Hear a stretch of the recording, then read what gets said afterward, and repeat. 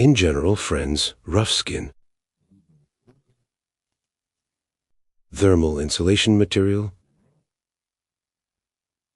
And the drill press allowed us, like on a laser, to reduce the diameter of the shaft, and that's it. Now we will mount the bearings in the wheel and install the shaft. Well, in general, the work is finished. Here is our shaft. Yes, it is driven in.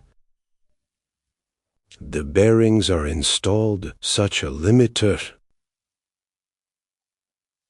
And the wheel behaves calmly. It doesn't wobble. It's fine. In general, we did it little.